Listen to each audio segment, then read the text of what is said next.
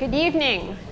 The federal government may have shut down, but here at the Chamber Music Society, we're made of much more disciplined and joyous stuff. And so it is a pleasure to welcome everyone here to the beginning of the 45th season for the Chamber Music Society of Lincoln Center. I'm Suzanne Davidson, and I'm the new executive director.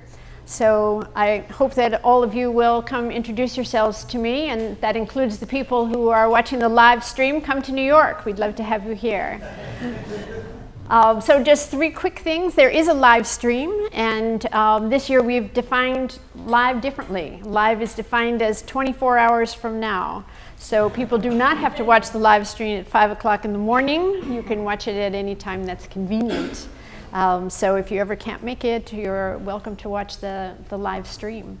Also very pleased to say that this year, every single one of Bruce's lectures will have musicians from the Society playing live. So it will be a great year. And finally, in addition to being the 45th season for the Chamber Music Society, it is the 21st season for the fabulous Bruce Adolphe, and I introduce him.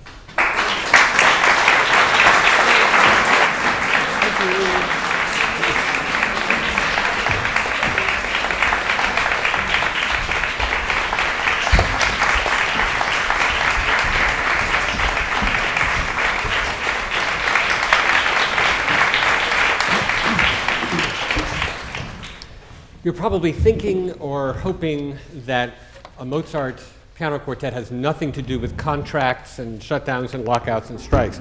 Actually, there is a connection, very brief, so I have to tell you what it is. It's a famous and true story about this piece, the E-flat major piano quartet.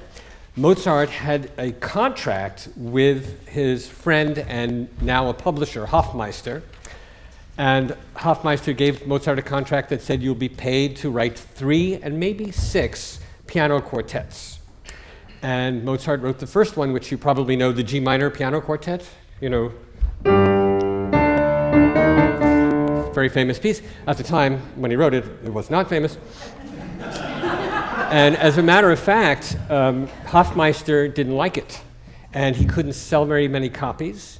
And in a famous letter to Mozart, he wrote that if you don't write more popularly and easier music to play, I'm afraid I can't continue publishing your music, and asked to close the contract, and that was it. No more piano quartets. What about this one? Mozart wrote this one for nothing, for fun. So, you know, it does relate to a lot of the things that are going on today. But that's basically it. This piece really is, if you keep that story in mind, it really is about the love of music in a very special way. It has a playfulness and an attempt and a complete success to reorganize the way musical syntax can go. When you first hear it, or even if you hear it many times, it's so beautiful and so charming and moving that it might not seem that it actually has a subversive quality of interrupting itself, putting things in the wrong order, all kinds of charming, funny things that I know he was thinking of. And I'm going to prove all of it to you as if this were a courtroom trial as we go on. Let's hear, could you look at number 1, please? We're going to cue number 1. Here's perhaps the opening of the piece.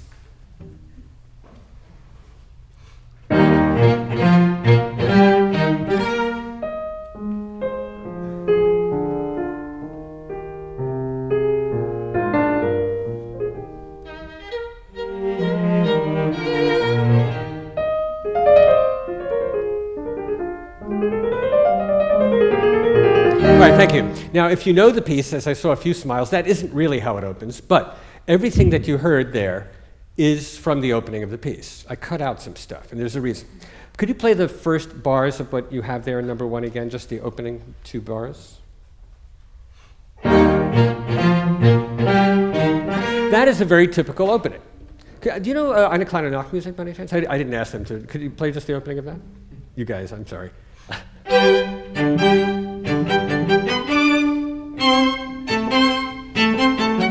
All right, and as a matter of fact, let's hear the opening, just of the first 1, 2, 3, 4 bars of the piano trio that I gave you of Mozart. This is Mozart. This is his C major piano trio. These are similar kinds of gestures. all out of order from what I told them because that's how I like to torture musicians. Okay.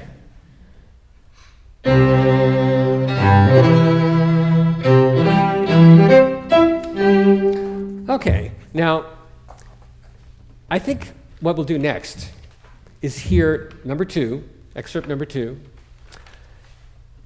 This is not quite the Mozart. I just want you to hear all of these things so that you're completely confused.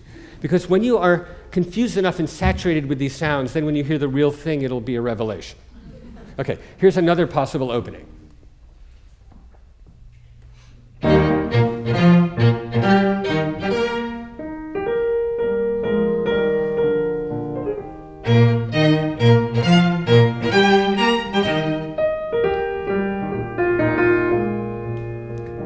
Now, what that one is,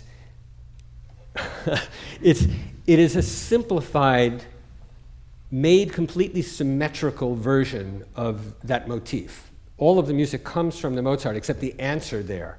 Play that again, and you'll see the first 2 bars are by Mozart. I mean, the first 4 bars are by Mozart.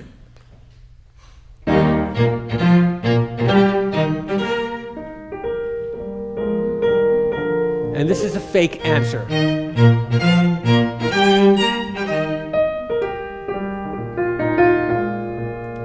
That would be a homework assignment. You take the first 4 bars and you're asked, how do you answer that? What's the correct answer? And that would be the correct answer. It shows you I'm against testing in the public schools. But it is the correct answer, and it's extremely unimaginative and is kind of a disaster. But that's what you would do in school. Luckily, Mozart never went to school. Otherwise, we would either did Gershwin or Aaron Copland. Otherwise, we would really not have the music we have. Now, let's hear the actual opening from the beginning.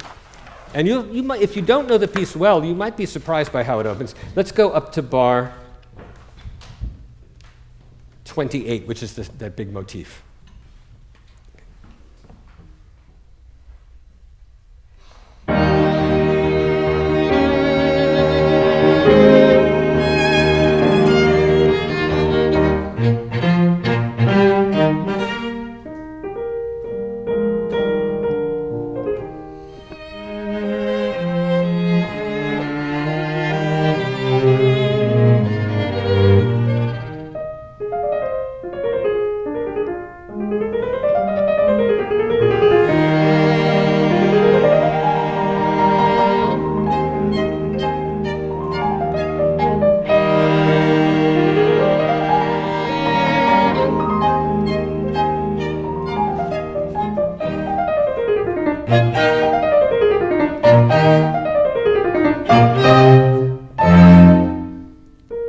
Good. That's the opening. Now, if you are somebody who knows something about sonata form and what it's supposed to do, you might already, if you were in Mozart's time especially, be completely confused. How many tunes have we heard? And it's just the opening. There's one after another, one idea after another. Because Mozart's playfulness here, and this isn't true of a lot of his music, is have the ideas keep pouring out. And there's something realistic about it. Because a form that is completely controlled, where you have a motif and you explore only that motif, which can be done brilliantly and often is by Beethoven, for example, is not the most natural thing in life. For example, if you were having a conversation for real and recording it, it's not likely that you would stick to one topic for very long. It doesn't happen. You would probably move around and have different kinds of things. You would go off on tangents. You would interrupt yourself and talk about something other than what you started talking about. For example, I could now start talking about Beethoven, who doesn't do that, but I won't. But I interrupted myself and made a comment about it, which, even without somebody else, I'm already lost. So what Mozart does is he starts this not with the opening, dum, bum, ba, bing, bum. That's your typical opening. He has an introduction to the introduction. Let's hear that again, just those first 8 bars.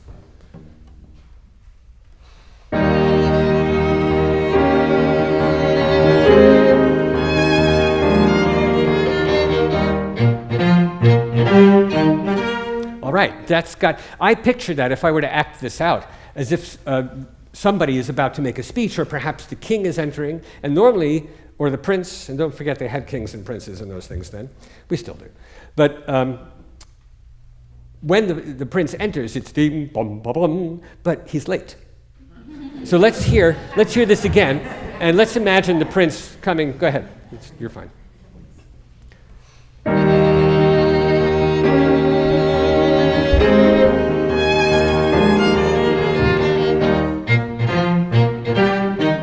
at that moment, of course, the curtain is unveiled and he's there. So it has this, I already hear this as opera and comedy.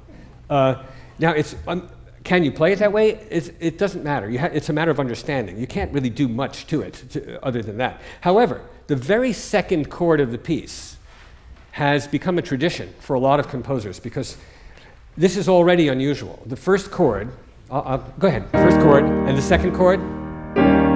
Okay, the second chord takes the key of E flat and turns it into a dominant. Now, if you know what that means, great, you can leave. Or no, you can stay because it gets more interesting. But the first chord is the key.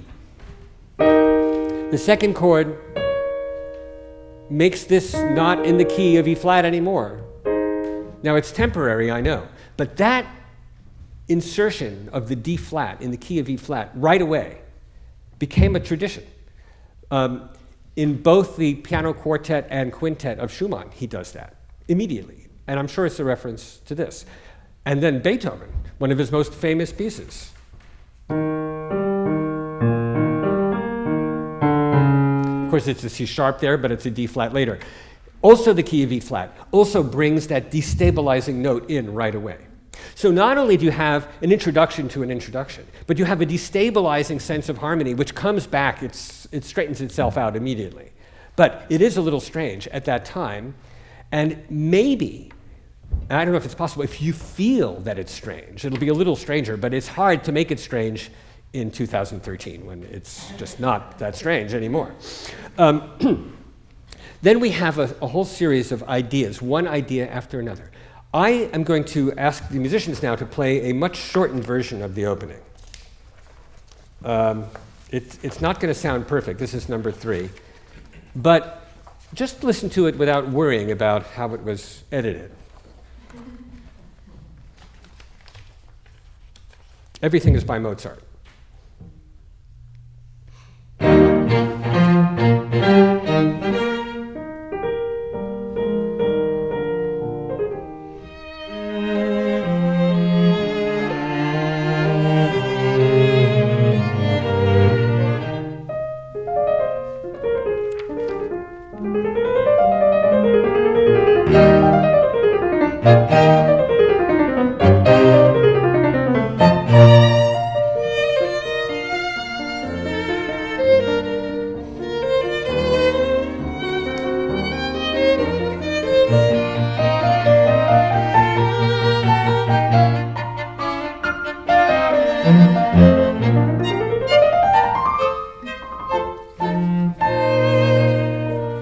Now, if you don't know the piece, it probably didn't bother you.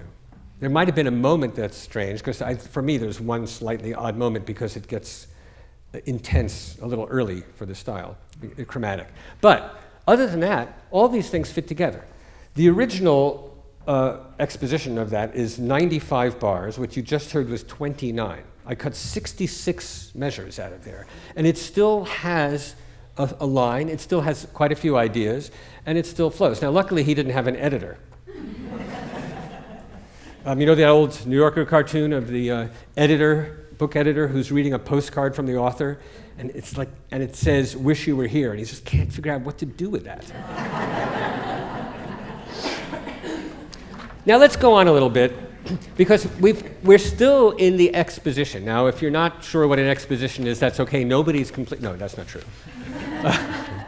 An exposition in a sonata concept is where all the ideas are introduced, both in the key of the piece, which is the tonic, and then usually in a related key, it can be the relative minor. If it's in a minor key, it can be the dominant. I want to stress, and I know some of you have been coming to the lectures for 20 years, so you know some of these things, but that sonata form is not a strict form. It is a lot like courtroom procedure. It's a procedure. And if you think of it like courtroom procedure, all the questions are answered. In other words, you don't have to do these things, but there are certain things that have to happen. You have to introduce what it's about. You have to hear testimony and evidence, and then you have to reflect on it, and there has to be a conclusion. And that's basically all that happens. What happens in between that, whatever rules you have will be broken at some point. So it's really just that procedure. Now, we've already heard a lot of themes And it's hard to even keep track of them already, which was a criticism of Mozart's music at the time. Too many notes, too many ideas, too many themes. Now, we get finally to something that he begins eventually to concentrate on. Let's start right where we stopped and go up to the end of the exposition. I want you to listen carefully because I'm going to really take this apart. So just try to follow it. It's simple, beautiful, gorgeous music in a way, but it's actually very rich in ideas and structurally rather complicated. So following it is not so easy.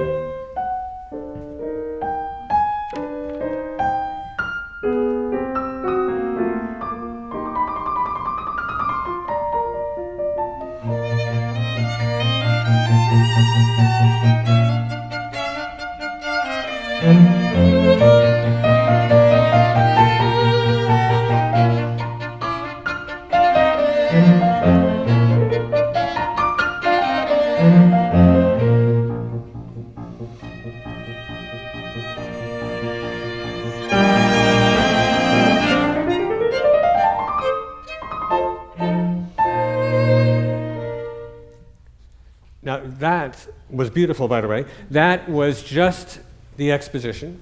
And then he's going to explore that in the development, or explore whatever he wants, and then come back and somehow reorganize the music so that there's something fresh and different. And in his case, he addresses all the complexities and simplifies them, which is what I will get to. Now, you might have noticed there were lots of detours. And if you didn't, here's an example of one. Can you just play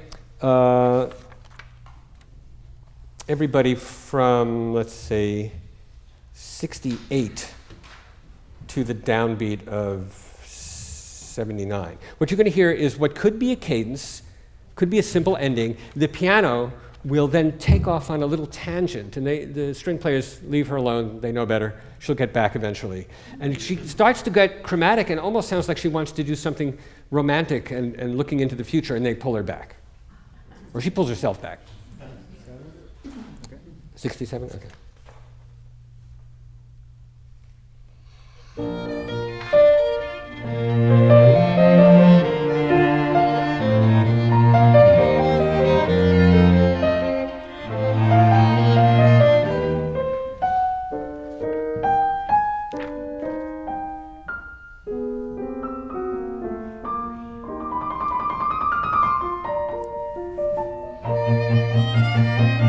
Okay, that whole piano thing. In fact, it comes back later, and it's different. Let's take a look at when it comes back later, because it's interesting.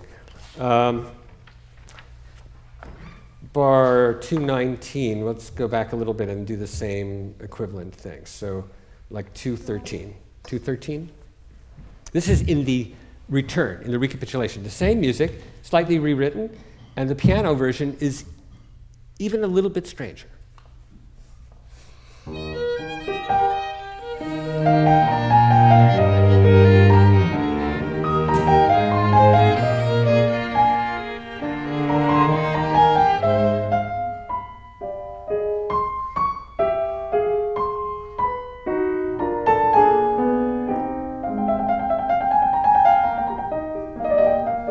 Okay. Those are the precious moments, because the things that you would take out, I hope no one here is an editor, but if the things that you would take out if you were an editor are always the most extraordinary things.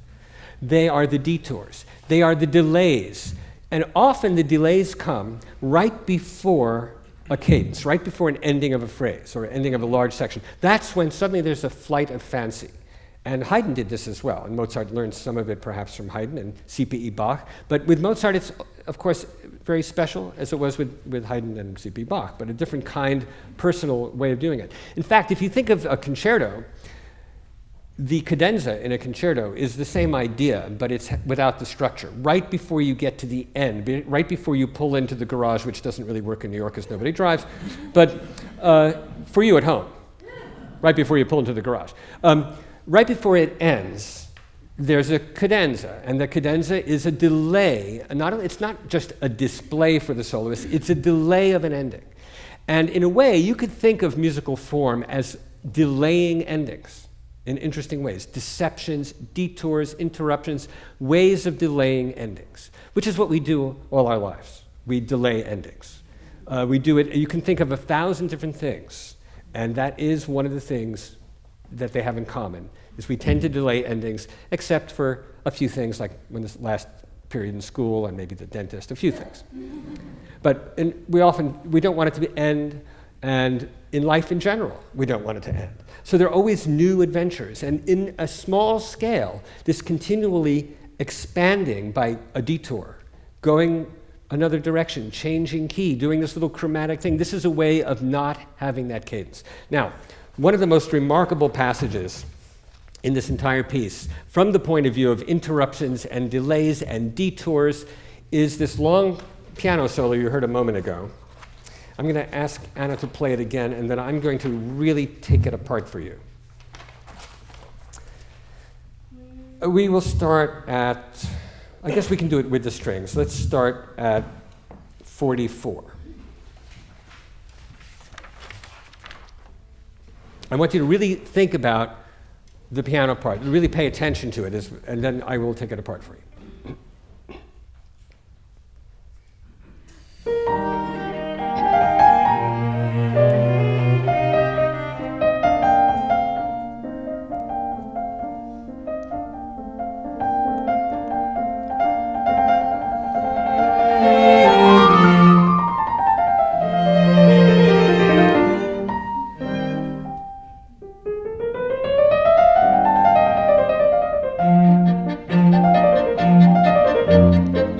Okay, now,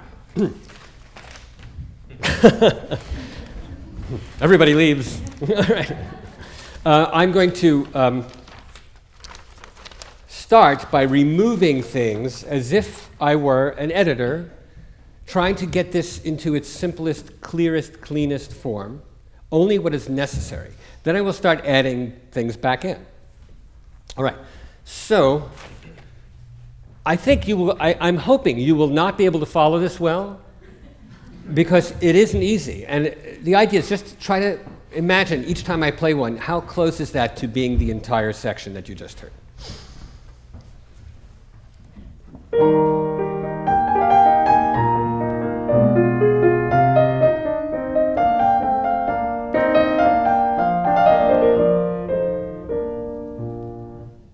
Is that enough? Well, that's everything you need, okay? Mozart wasn't about everything you need, but that's all you need to set that up. I'm going to put something back, see if you can figure out what it is.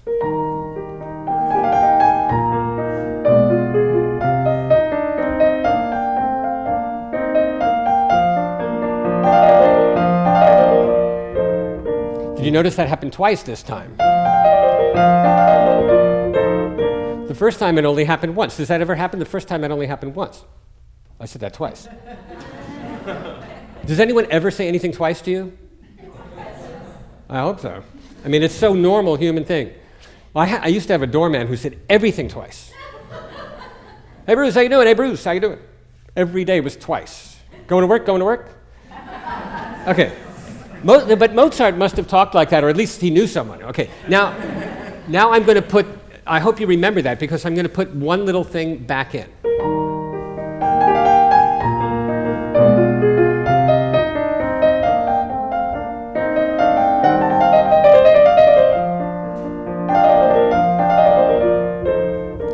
was that? That wasn't there before, right? Listen to that again.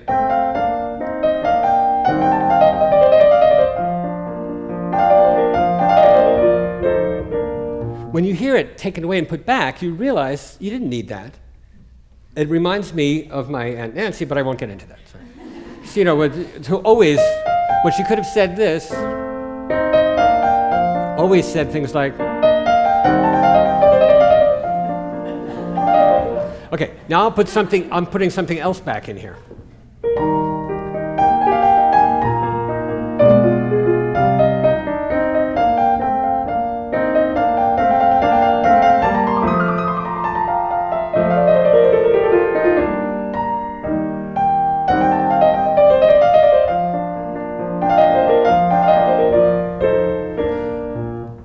Did you notice what was put back? It was quite long. This whole thing. That wasn't there before, either was this. Is there more? Oh yeah, there's more. Okay, I'm going to play that same thing. I'm only going to put back one measure now from what you just heard. It is getting hard to concentrate on, isn't it? I think.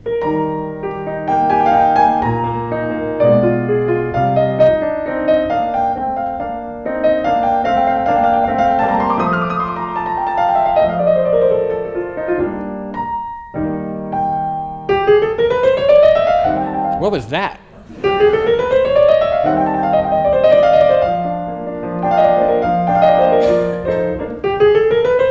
If that's not, you know, I mean, the thing is, this can be funny. You see, I mean, I don't know. I'm not saying it should be played as if it's funny, but if you listen to it structurally, it's hysterical because it keeps taking things. You know, in order to play it for the humor, you would probably have to distort it, which is unfortunate. But you have. See, that fits perfectly. But that's not what he has. He has.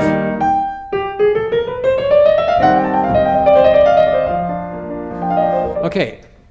Is it done yet? No. There's one more thing. I mean, I could make it more, but there's one. The one I've saved for last is the one that, to me, is the most obvious sense of needless repetition.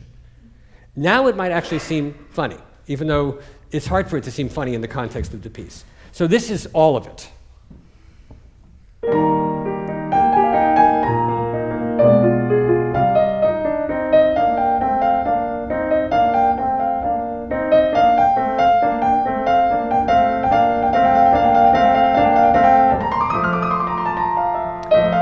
That's why I wish she was playing this. Now, did you get what that was? Because now we're back to where we were. It's this thing that goes,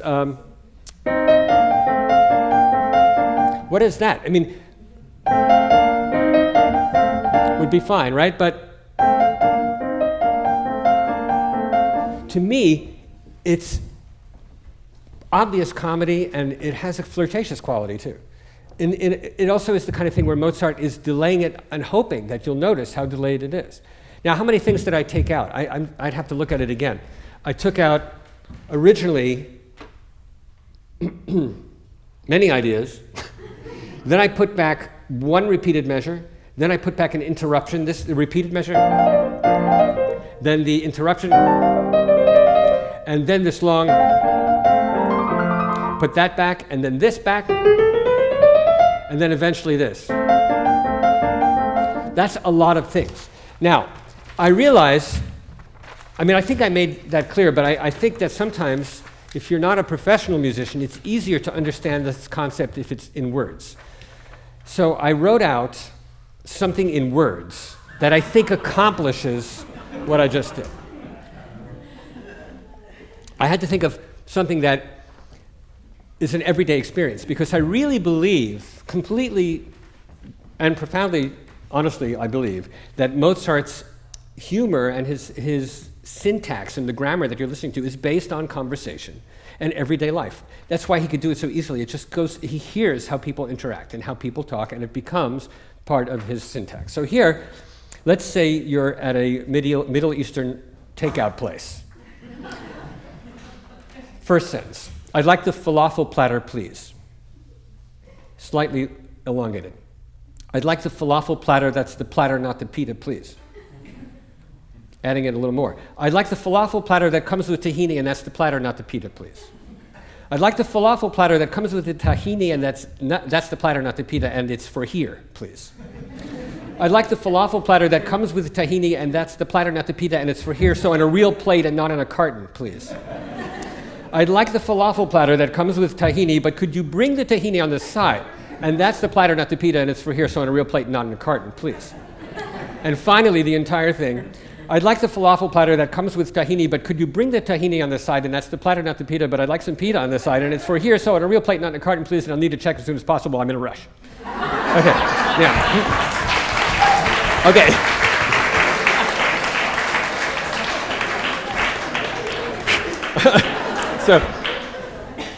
So I hope you can see that that's the same thing. And the difference is, though, that Mozart didn't give you each little thing, because even though that's funny with words, that's not musically viable. So you get the entire last sentence. So by deconstructing, you can see where it goes. To me, when I hear the music, I hear that like someone talking that way. Now, that doesn't mean when you hear it played, you should be rolling in the aisles laughing, because it's not a comedy that way, but it's a comedy with a capital C. So it doesn't mean that it's funny, ha-ha, but it has a brightness and a sense of beauty that relates to the metaphor of everyday life through this kind of comedy. So it's also operatic, because it's a real character. These are characters. Now, what do you think after the piano does that?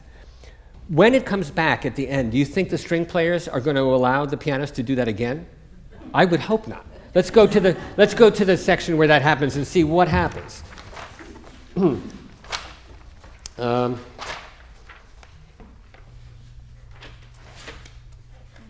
Yeah, measure 195. Okay, this is the same thing. 195. It's the same music. It's not even divided among the instruments the same way. See what you think of this. It's also structurally in the same place. It's the exact parallel spot.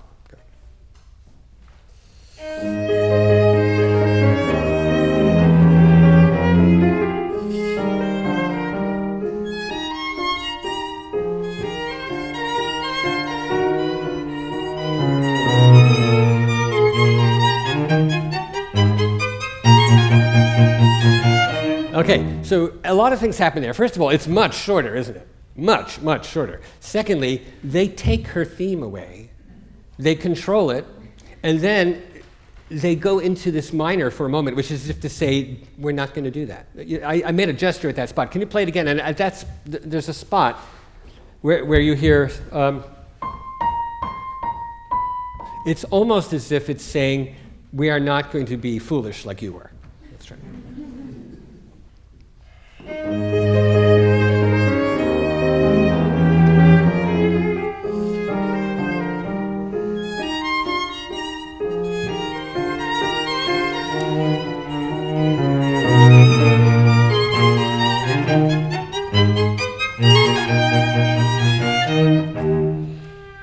Okay, great. Right.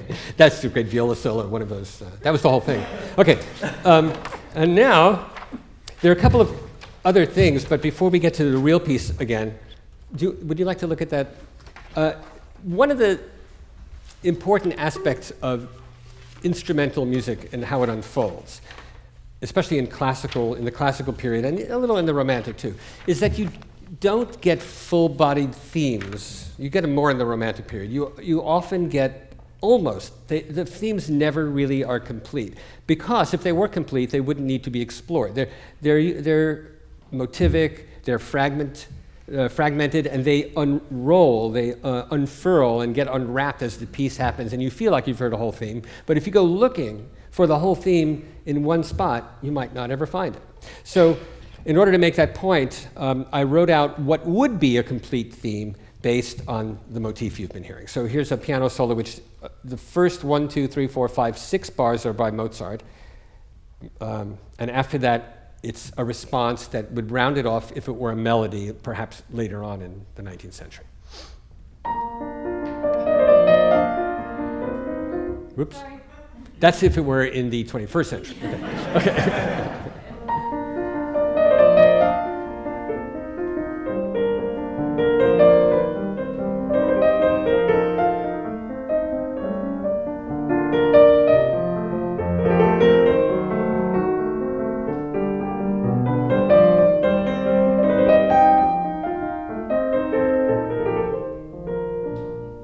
Okay, that ends.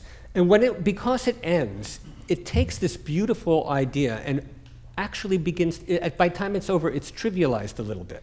It's trivialized because it's more symmetrical, it's more balanced, and it comes to a conclusion very soon. So it loses the dramatic quality that makes it great. The dramatic quality comes from you're constantly waiting to see what's going to happen to this thing. And there are detours, as I've mentioned, and interruptions and delays in cadence making. And eventually, when it does finally resolve, it is minutes and minutes and minutes later. So here, by compressing the idea of the opening and a response, it becomes more like a song. And because of that very short length, it becomes more like a parlor piano piece, which might have been learned by a Jane Austen character, as opposed to a real person. Okay. Now, a few other great moments. The theme itself, also is introduced twice. Remember how I said there's an introduction to the introduction at the beginning? Okay. The theme is stated in the piano and picked up in the violin. I wonder if we would cut those two bars, please, and let's just see what happens. Let's start at, we could start at 24 and skip 28 and 29, okay? You won't miss it, you know, okay, go ahead.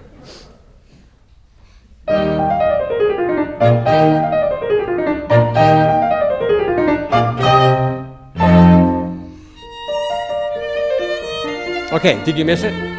No. Okay, let's put it back.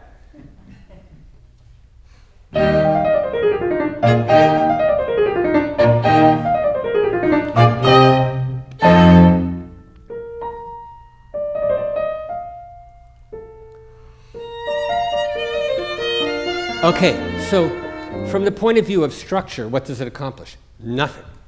From the point of view of music and drama, it accomplishes a lot. Because it's a soloist's idea. It becomes a character, it becomes a story. The pianist has a thought, and then the violinist says, oh, I'm going to think about that too, or yes, I would be happy to, whatever you just said. You know. But if you take it out, you have a clean structure, you have balance, you have symmetry in a different way than you would have had. And putting it back is drama. And again, the underlying theme of this is what makes this music so alive and so vibrant and enduring actually isn't its simplicity or its charm or its symmetry. It's the opposite of that. It's strange complexity. It's asymmetry in weird places. It's reordering of what's expected. So with very beautiful material, there is a rather bizarre structure, which is actually kind of hard to follow. And in order to make it fit into normal music, I don't mean normal music, and to fit into a normal conventional structure, you would end up writing music that doesn't sound anything like Mozart. Now, what did people think at the time? Believe it or not, here's a comment. 1788. I love the name of this journal. You would think it was a new journal. The 1788 journal, Journal of Luxury and Fashion. It's the kind of thing that comes to your house and you didn't even order it. And it weighs a ton. And you look for all these famous people, you know, and say, what is this? Okay, Journal of Luxury and Fashion. There was a review of his piece in there. And it says, some time ago, this is all quoted, translated of course, but all quoted. Some time ago, there was published a quartet, which is very artfully composed. Its performance requires the greatest precision on the part of all four players, but even in perfect rendition, the music can be enjoyed only by musical experts. The rumor that Mozart has composed a new quartet, that is, that this and that princess owns it and plays it, spread quickly and caused this particular composition to be senselessly performed in great and noisy concerts. Everyone was bored and yawning at the incomprehensible hodgepodge of instruments which did not harmonize in a single bar. Isn't that, that's really one of the most luxury and fashion. Okay. So when Mozart's publisher, Hofmeister, didn't want to publish, didn't even want him to write another piano quartet, he was not reacting to this one, he was reacting to the G minor, which the first movement is dramatic and operatic. It's a little Don Giovanni-esque, actually. But the other movements are not. And the last movement is a beautiful, charming, accessible, memorable, hummable rondo, but obviously the first movement wiped them out completely. So when Mozart wrote this for no money, I think he was really doing his best possible job at disguising complexity with beauty, with beautiful melodies. Because as you can see from what I've taken it apart, this structurally is really quite bizarre, unpredictable, and full of innovative ideas, and also ideas that you really can't imitate. You can't just write another piece that does this, but because all the tunes are lovely, it's subversive. One of the most important concepts in classical music of that time, and by classical music of that time, I mean the classical period, the 18th century, is that it's subversive, for the composers especially, meaning that sonata form and the concerto form, any of the forms they wrote in those days, which I say are more procedures, are about subverting expectations constantly. So in order to do that, you have to set up with something that feels normal and feels predictable and has hummable or lovely fragmented melodies, so you think you know what's going to happen, and you never know what's going to happen. And it's with Haydn, and then with Mozart, and with Beethoven, they do it in what I like to call structural dissonance. It's not dissonant notes, but the structure is bizarre, as if you're walking on uneven floors, you know, and each thing feels even until you get to the next one, and you don't know. It's like Escher, a little bit. I think there's a nice parallel, actually, which I hadn't thought of before, but since Mark nodded, I like it, right? It was good, right? Escher was good. Okay. All right, now, let's take a look at that Mozart piano trio that we briefly talked about for a moment. I'm going to ask them to play. We're going to come back to the quartet. This is just for a comparison. Now that we talked so much about structure, listen to the opening as written by Mozart up until it gets to the second section. So it goes up to that D major cadence.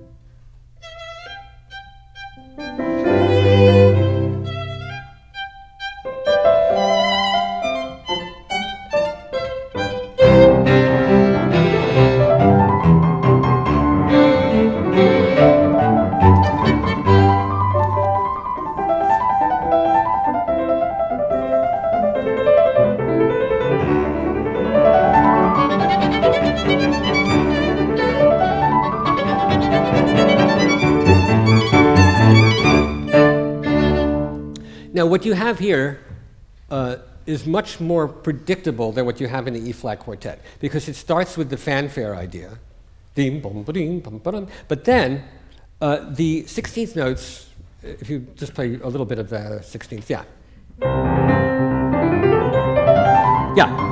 the bass line, especially the active bass, comes after the music has established itself. So it makes sense. You walk in and you hear a fanfare, there's a simple statement, and then everybody reacts, like, you know, with 16th notes. That's how life is. Somebody makes an announcement, people react, and then they go running around like a bunch of 16th notes to take care of the damage.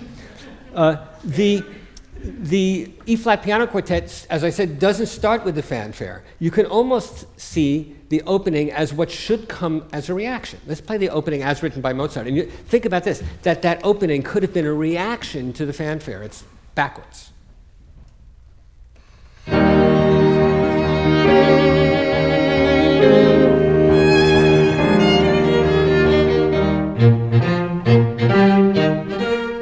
Yeah. Now, I actually think that connecting the opening 4 bars to the next 4 bars is one of the hardest things to do convincingly in Mozart, except that everybody's okay with it anyway. But it almost seems, it's a big challenge. And I'll make it very hard for you to play if I keep talking about it. It was fine the way it was. But now, there are a few other themes, like 5 or 6 more themes in this piece. Have you been trying to count these? If these were evidence, the evidence is overwhelmingly on the side of E-flat major. The B-flat major seems to only have one idea. But that idea is all that's explored. The idea, ding, dee-lee-da-da-ding, bom, that idea is what Mozart explores in depth in the development. So let's say this is a courtroom trial, and one of the lawyers, let's not worry about defense and prosecution, but one of the lawyers puts forth all these themes in E-flat, one after another. And then the other lawyer says, well, I only have one theme, but it's this. Ding, dee-lee-da-da-ding. It changes everything. And that theme gets examined and examined in all of these keys, and it's not fair because the other evidence is not examined in all those keys. It's basically left alone and comes back a little bit at the end, back in the original key of the tonic. It's almost like the monkey trial. You can't let any of these other people testify. They're all dismissed, and we're only interested in creationism. You're only interested in that one. I mean, this is a very far-fetched metaphor. Mozart could not have known about this.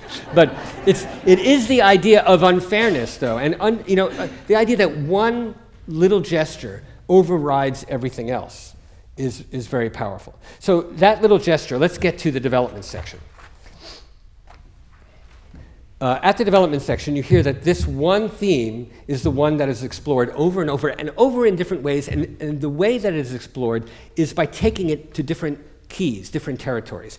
And that's really what that means. When you put something in B-flat, and then you put it in E-flat, and then you put it in a minor key, and then you put it in its relative, and you keep moving through all these keys, it is very dramatic. Because what you're doing is relocating it completely. You're uprooting it. You're putting all these different points of view on it, which happens in the development. So let's follow what happens to this little idea.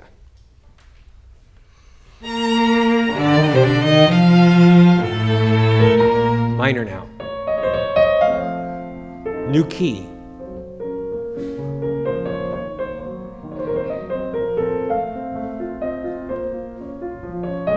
New key.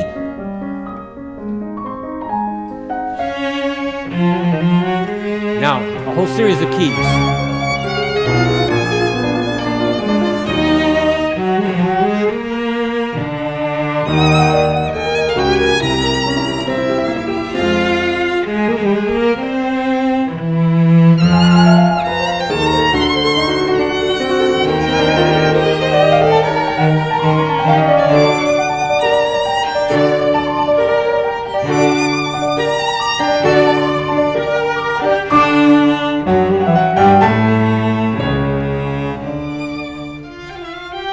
Just getting started with this. Go ahead.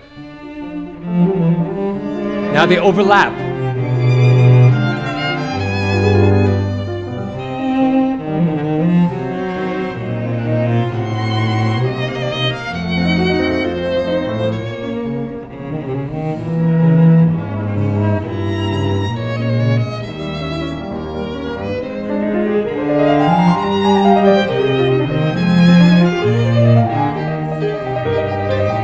Now we're coming out of it, and we're getting to the recapitulation where everything returns. Okay, now you notice the opening comes back, that extra introduction. That is the only time you hear it like that. Again, you only hear it right at the beginning and right at the recap. It is not explored. You hear a reference to it at the end of each big section. So it comes back as a little coda. For example, let's play right before the end of the exposition, starting with that another extra theme, bar 79. Now, by the way, you're about to hear yet one more theme, which I haven't talked about, but you've heard it. And there's so many themes. Here we go. Closing theme number 2, going into coda number 1.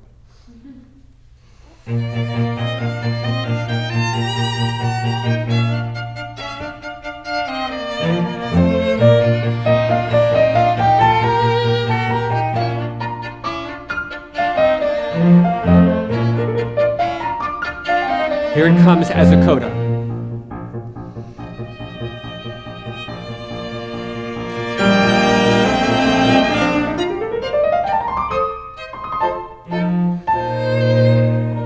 All right. So that's a use of it as a coda, that boom, boom, boom, boom, boom, boom. So he uses it to start the exposition, at the beginning of the recapitulation, the two big sections, the two big pillars, and as codas at the end of the section. Now, excuse me one second. Pardon me. This motif is ripe for a development because it's short and it's like a tag. Typical improvisation at the time, and even now, is that you take a little recognizable idea and you just use it as you explore harmony. So for example, let's see.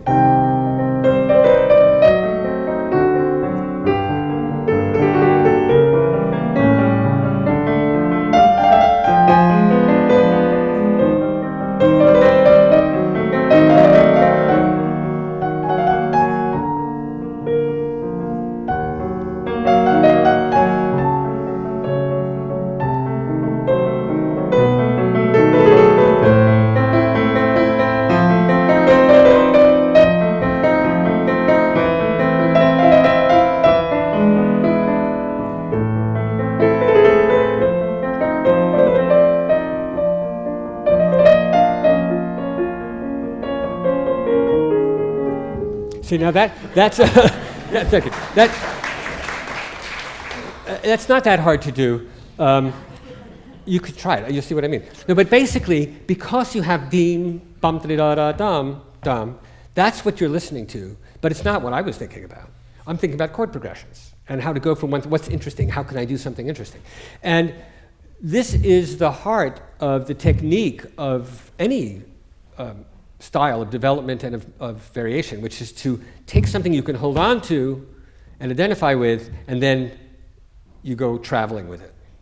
So it's also true in talking, in conversation. People try to hold on to something, and they go all over the place, but if they keep coming back to it. Now, before I said you don't come back to it, what I really was saying is that you don't stick to it.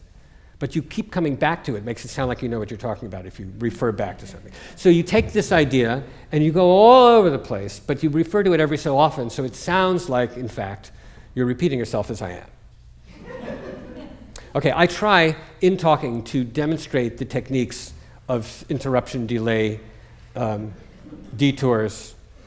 I studied for years with a composer named Milton Babbitt, who was a great speaker in terms of detours and delays. He was famous for saying, having footnotes when he talked. And for example, he would say, good evening, and by evening, I don't mean that it's actually evening as opposed to night. There's no window. I mean, the window, this was designed by the architect so-and-so, and maybe design's too strong a word. Anyway, so, and 25 minutes later, he'd say something about what he was there to talk about. And his music was like that too. Okay. in a good way. But Mozart's music is like that. It captures that sense of exploration, of fun. I think I've mentioned once or twice that Harold Pinter sometimes reminds me of Mozart, but he certainly reminds me of composers, because the plays of Harold Pinter are music, because the language and what is said and the details, they matter, but not as much as the structure, the interruptions, the silences, where the points are made, the climaxes. They're extraordinary. And that if, in a way, listening to a play like that, which you can on YouTube or you can go live if it's something, is, if you think of it as music, you get it even more. And if you think of this music as theater, you get it even more, because it is full of those interruptions. It's full of what the mind does, whatever that may be. But okay, now, how are we doing? We are getting close to having to play the whole movement through. I want to make sure I didn't leave out anything of importance. I must have.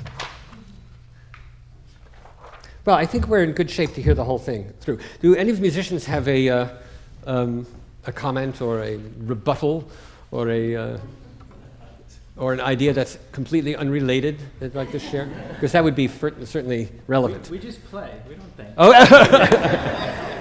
Oh, we know about that. Okay. All right. So let us hear, from beginning to end, without the repeat, in the interest of time, this entire movement. And how do you listen to this now? I'm not going to tell you how to listen to it, but it's a very interesting question. How do people listen, and does information help you listen or not? Thinking about it while you're listening doesn't mean you're paying better attention, just in case you're wondering about that. If you're thinking about it and you're saying, oh, now there's this, now there's that, that's not necessarily helpful. If that occurs to you, fine, but if you're making it happen, no. So I would suggest is that you absolutely just listen, concentrate, don't spend your time getting distracted by whether you think the musicians are dressed properly or how they look, or if that was the fingering that you had seen done by some other musician, if you're that type of person who's watching the fingerings. Try not to be distracted by visuals, but see or imagine when it's over, did this lecture and the issues raised impact how you hear the piece or not? If it did, tell me. If it didn't, I don't want to hear about it. Okay, there we go. Let's hear it straight through.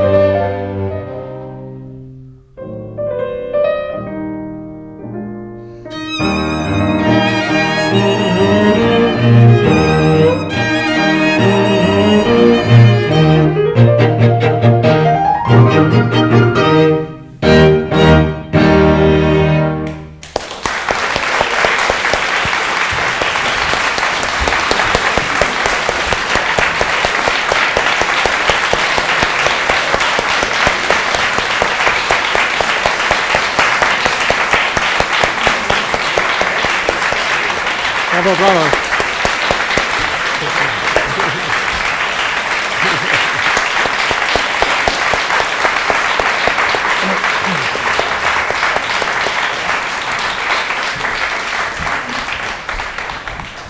Next week is Brahms, but please, next time you order falafel, think of Mozart. Thank you.